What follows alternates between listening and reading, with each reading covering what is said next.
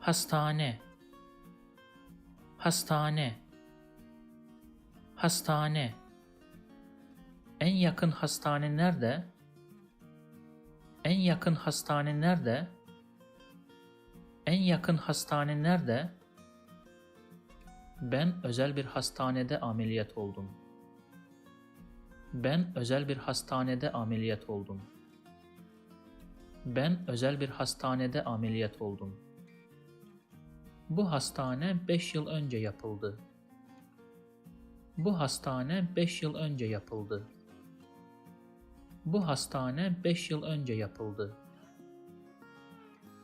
If you like this video, please subscribe to my channel below for more videos on Turkish grammar, vocabulary, and pronunciation.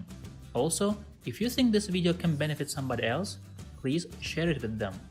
Last, if you have any comment or request, please provide your feedback in the comment section below and I'll do my best to respond as soon as possible.